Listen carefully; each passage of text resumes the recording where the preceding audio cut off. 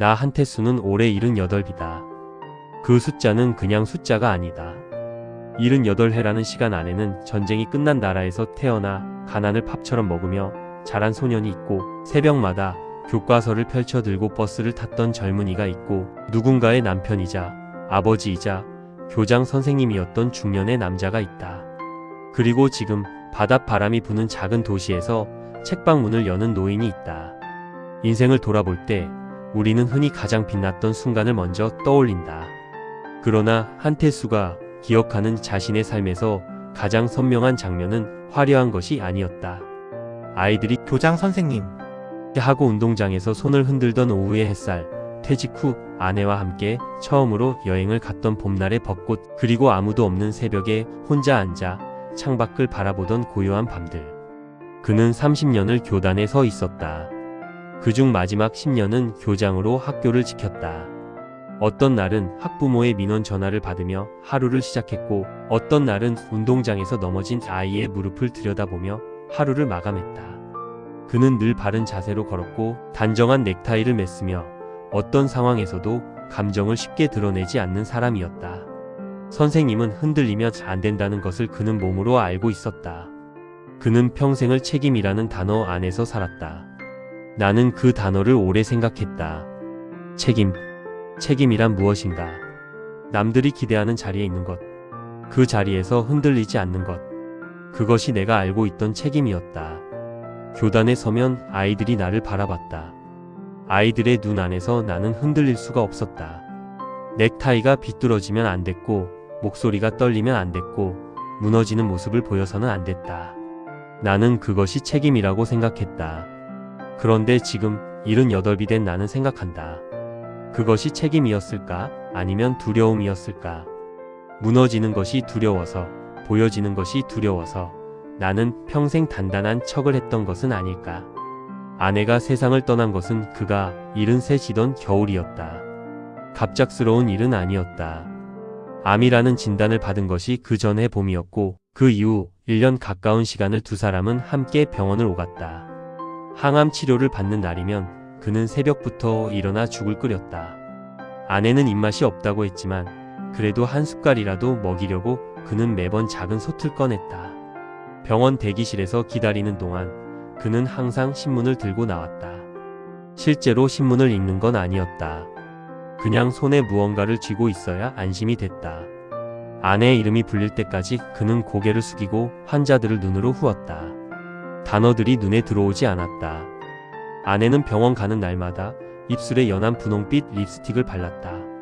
아프더라도 단정하게 있고 싶다는 그 마음이 그는 가슴이 저렸다. 한 번은 그 모습을 보고 멍하니 서 있다가 아내가 웃으며 말했다. 당신도 넥타이 매고 가요. 우리 부부가 짝꿍이 되게.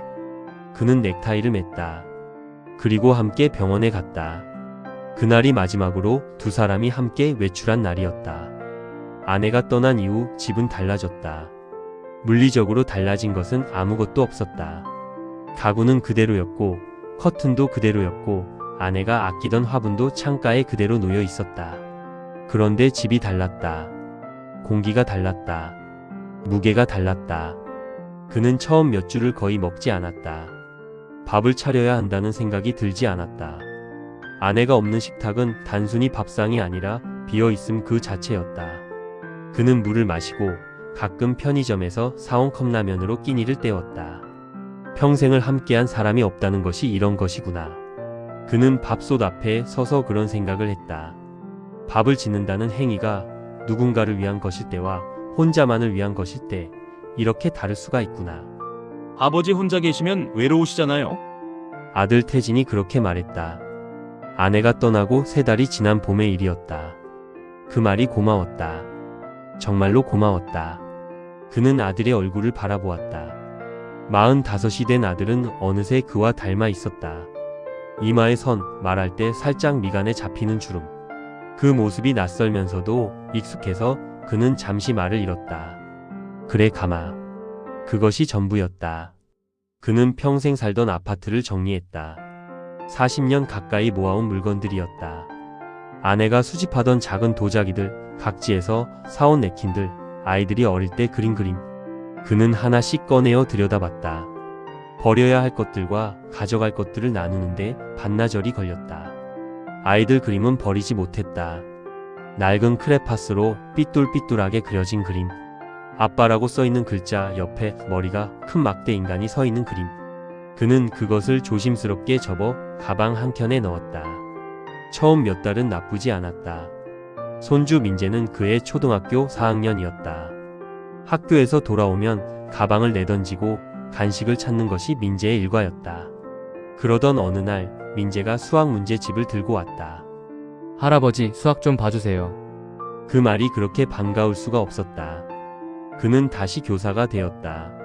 식탁 위에 문제집을 펼치고 공책 위에 연필로 또박또박 풀이를 써내려가며 아이의 눈높이에 맞춰 설명했다. 분수의 개념을 설명하면서 사과를 그렸고 도형의 넓이를 이야기하면서 손으로 식탁을 짚었다. 민재가 "아, 그렇구나" 하며 눈을 크게 뜰 때 그는 가슴 어딘가가 환해지는 것을 느꼈다. 그때만큼은 자신이 여전히 쓸모있는 사람이라는 느낌이 들었다. 그러나 집이라는 공간은 학교와는 달랐다. 학교에는 그의 자리가 있었다. 교장실이라는 공간, 그 안에 나무 책상, 창밖으로 보이는 운동장. 그것은 명백히 그의 자리였다. 아이들이 노크를 하고 들어왔고 선생님들이 결제를 받으러 왔고 무언가가 일어나면 사람들이 그에게 왔다. 그런데 아들의 집에서 그는 어디에도 주인이 아니었다. 어느 날 며느리 지연이 조심스레 말을 꺼냈다. 아버님, 아이 공부는 정말 감사한데요. 생활 방식은 저희 방식대로 좀 맞춰주시면 좋겠어요. 그 말은 부드러웠다. 목소리는 낮았고 말 사이사이에 망설임이 있었다. 그러나 경계선은 분명했다. 냉장고 정리 방식, 거실 TV 소리, 저녁 식사 시간. 사소한 것들이 하나씩 지적이 되었다. 아버님은 옛날 방식이시잖아요. 옛날 방식? 그는 그 말을 듣고 고개를 끄덕였다. 그는 웃으며 말했다. 그렇지, 내가 좀 맞춰야지. 그러나 그날 밤 방에 들어와 침대에 누운 뒤 그 말이 자꾸만 머릿속에서 떠돌았다. 옛날 방식? 그것이 잘못인가? 오래된 것이 틀린 것인가? 나는 그 말을 들을 때 왜 아무 말도 하지 못했을까? 교장 시절이었다면 나는 저 말에 뭔가 대답을 했을 것이다. 오래된 것과 낡은 것은 다르다고, 경험에는 그 나름의 지혜가 있다고. 그런데 이 집에서 나는 왜 고개를 끄덕였을까? 이 집에서 나는 교장이 아니었다. 나는 아들의 아버지였고 며느리의 시아버지였고 민재의 할아버지였다. 그리고 그 자리들은 내가 스스로 선택한 자리가 아니었다. 집 리모델링 이야기가 나온 것은 여름이었다. 며칠 뒤 며느리 지연이 그에게 왔다. 아버님, 방 이야기를 좀 드리고 싶어서요. 리모델링을 하려는데 아버지 방을 창고 옆 방으로 옮기면 어떨까요? 거기가 더 조용해요. 창고 옆 작은 방. 그는 그 방을 알고 있었다. 복도 끝 세탁기 옆에 붙어있는 방. 창이 작고 오전에 잠깐 햇빛이 들다가 금방 어두워지는 방. 그래, 조용한 게 좋지. 그는 고개를 끄덕였다. 그는 이사를 했다. 방 안에 있던 짐들을 옮기고 새 방을 정리하고 익숙해지려고 했다. 창이 작아서 낮에도 불을 켜야 했다. 아침에 눈을 뜨면 창밖으로 보이는 것이 이웃집 담벼락이었다. 나는 그 담벼락을 오래 바라봤다. 예전 집 창문으로는 하늘이 보였다. 봄에는 구름이 흘러갔고 여름에는 해가 뜨면 방이 밝아졌다. 가을에는 이웃집 감나무 꼭대기가 보였다. 이제는 담벼락이었다. 그것이 나쁜 것은 아니었다. 아들이 나쁜 마음으로 한 것이 아니었다. 지연도 마찬가지였다. 그들에게도 삶이 있었고 그 삶 안에서 나는 조정되어야 하는 변수였다. 나는 그것을 이해했다. 이해한다고 생각했다. 그런데 이상하게도 그 담벼락 앞에 앉아 있으면 내가 점점 작아지는 것 같은 느낌이 들었다. 어느 날 밤이었다. 11시가 넘은 시간이었다. 그는 자다가 목이 말라 깼다. 어둠 속에서 방문을 열고 조용히 복도를 걸었다. 부엌 쪽에서 목소리가 들렸다. 거실 불이 켜져 있었다. 태진과 지연이 소파에 앉아 이야기를 나누고 있었다. 요양원은 어떨까? 며느리의 목소리였다. 낮고 조심스러운 목소리였다. 그는 복도 끝에 멈췄다.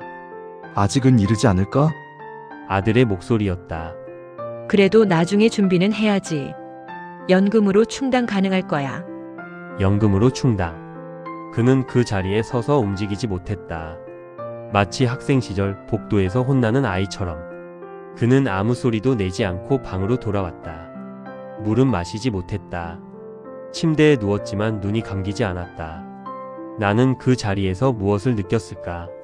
배신감? 아니, 그것은 아니었다. 아들 부부가 나쁜 사람들이 아니었다. 그들은 현실적인 이야기를 하고 있었다.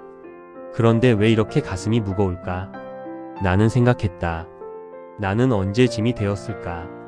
교단에 서 있던 시절에 나는 짐이 아니었다.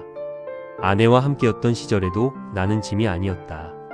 그런데 언제부터인가 그것들이 사라지고 있었다. 아니, 사라진 것이 아니었다. 내 안에 있는 것들은 그대로였다.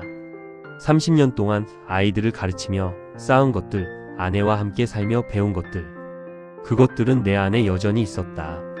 그런데 여기서는 그것들이 보이지 않았다. 나는 언제부터 그렇게 됐을까? 그날 밤이 지나고 며칠이 흘렀다. 그는 자신의 통장을 꺼내 보았다. 퇴직 후 모아둔 연금, 그리고 아내와 함께 마련해둔 상가 건물 하나. 그 상가는 아무도 모르는 이야기가 있었다. 아내가 두 번째 임신했을 때 그는 작은 기업에서 부업을 뛰었다. 아무에게도 말하지 않았다. 교사가 부업을 한다는 것이 알려지면 안 되는 시절이었다. 낮에는 학교에서 아이들을 가르치고 밤에는 몰래 자료를 번역했다. 아내는 그 사실을 나중에 알았다. 왜 말을 안 했어요? 말해서 뭐해. 다 된 일인데. 그 돈과 퇴직금의 일부로 상가 건물을 샀다. 아내가 말했다. 노후에는 월세 받으며 편히 살자.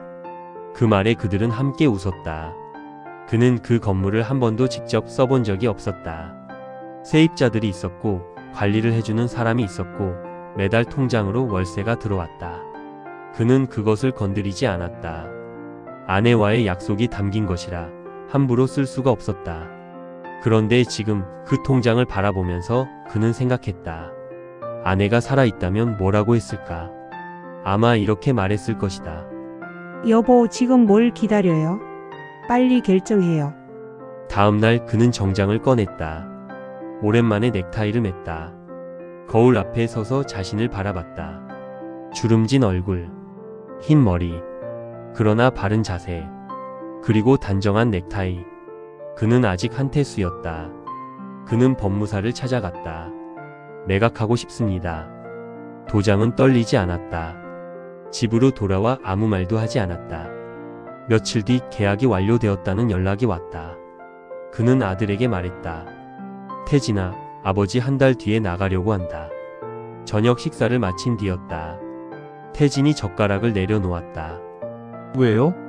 갑자기 왜요? 갑자기는 아니다. 오래 생각했다. 어디로 가시게요? 조용한 곳으로. 아들은 잠시 침묵했다. 아버지, 우리가 불편하게 했어요? 그는 잠시 아들의 얼굴을 바라보았다. 45. 피곤해 보이는 얼굴. 직장에서, 집에서, 아버지 앞에서. 그도 나름대로 지쳐있는 사람이었다. 불편하진 않았다. 다만 나는 여기서 점점 작아지고 있었다. 아들은 말이 없었다. 다만 기억해라. 부모는 짐이 되기 전에 이미 많은 것을 내려놓는다. 지방 소도시로 내려간 것은 그해 가을의 일이었다. 도시는 버스를 2번 갈아타야 하는 곳이었다. 유명한 것은 없었다. 다만 바다가 가까웠다. 그는 부동산에 들러 작은 가게가 달린 건물을 알아봤다. 마침 있었다. 오래된 골목 안, 예전에 문방구였던 자리. 유리창에 먼지가 앉아 있었고 안에는 아직 선반들이 있었다. 그는 그 자리를 둘러봤다. 넓지 않았다. 3평 남짓한 공간. 그러나 빛이 들었다. 오전에 햇빛이 유리창 가득 들어오는 방향이었다. 이걸로 할게요. 그는 혼자 가게를 꾸렸다. 처음 이틀은 청소만 했다. 쌓인 먼지를 닦고 낡은 선반을 정리하고 바닥을 쓸었다. 인터넷으로 책을 주문했다. 아이들이 읽을 수 있는 것들. 소설, 시집, 그림책, 과학책, 역사책, 책들이 도착했을 때 그는 오랫동안 상자를 풀지 않고 바라봤다. 이상했다. 왜인지 눈물이 날 것 같았다. 그는 상자를 열고 책들을 선반에 하나씩 꽂았다. 간판에는 이렇게 적었다. 태수 책방. 첫날은 손님이 없었다. 그는 오전에 가게 문을 열고 책들을 다시 정렬하고 창가에 앉아 책을 읽었다. 이따금 지나가는 사람들이 유리창 너머로 들여다봤다가 걸음을 옮겼다. 저녁에 문을 닫을 때 그는 계산을 했다. 오늘 팔린 책 없음. 오늘 들어온 손님 없음. 그는 웃었다. 둘째 날도 없었다. 셋째 날 초등학생 하나가 들어왔다. 방과 후였다. 가방을 맨 남자아이였는데 조심스럽게 문을 열고 들어왔다. 여기 문제집 있어요. 그는 웃었다. 있지. 그리고 더 좋은 책도 있다. 그는 선반에서 책 한 권을 꺼냈다. 과학자의 삶을 다룬 어린이 전기였다. 이거 재미있어요. 선생님이 보장하지. 아이가 책을 펼쳤다. 그는 옆에 앉아서 조용히 설명하기 시작했다. 조용히 차분히. 누구의 눈치도 보지 않고. 소문은 빠르게 퍼졌다. 교장 선생님이 하신다면서요? 아이들은 방과 후 책방에 모였다. 그는 무료로 공부를 봐주었다. 가을이 깊어가던 어느 토요일이었다. 문이 열리는 소리가 나서 고개를 들었다. 태진이었다. 양손에 아무것도 들지 않고 겨울 점퍼를 입은 채 서 있었다. 그들은 한 달 넘게 연락하지 않았다. 아버지 잘 지내세요? 그래. 잘 지낸다. 태진은 가게 안을 둘러보았다. 선반에 꽂힌 책들. 창가에 놓인 낡은 의자. 아이들이 웃고 있었다. 돌아오시면 안 돼요? 그는 천천히 말했다. 나는 평생 누군가의 보호자였다. 너의 아버지였고 학교의 교장이었고 손주의 공부 선생님이었다. 그는 잠시 숨을 고르고 말했다. 이제는 그냥 한태수로 살고 싶다. 아들은 고개를 숙였다. 미안해요.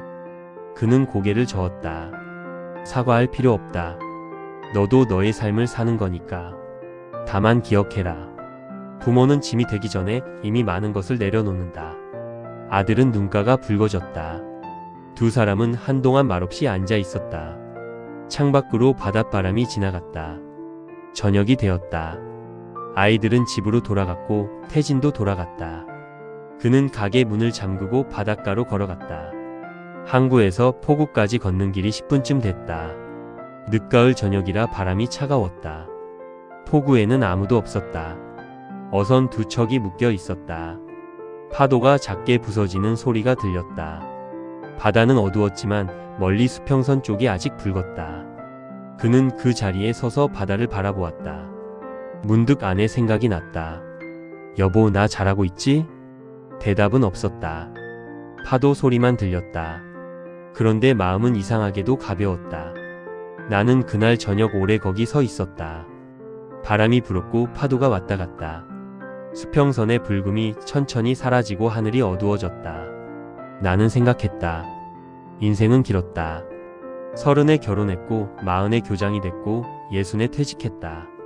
그리고 73에 아내를 잃었고 78에 이 바닷가에 서 있다. 그 사이에 수많은 날들이 있었다. 어떤 날은 기쁘고 어떤 날은 고단했다. 어떤 해에는 무언가를 이뤄냈고 어떤 해에는 잃었다. 어떤 사람이 왔고 어떤 사람이 떠났다. 그런데 지금 이 순간 이 바닷가에 서서 나는 생각한다. 남은 시간도 충분히 자신의 것이 될 수 있다는 것을, 늦어도 괜찮다는 것을, 지금이라도 충분하다는 것을. 다음 날도 아이들은 찾아왔다. 방과 후 가방을 맨 채로 조잘거리면서. 그는 가게 안을 따뜻하게 해두었고 빈 의자들을 미리 꺼내두었다. 선생님, 그래, 오늘은 어디까지 해볼까? 그는 더 이상 작아지지 않았다. 누구의 눈치도 보지 않았다. 창고 옆 작은 방 대신 햇살이 가득한 책방 한가운데 서 있었다. 오전에 들어오는 햇빛이 선반 위에 책들에 닿았다. 책의 제목들이 빛 안에서 반짝였다. 그리고 비로소 알았다.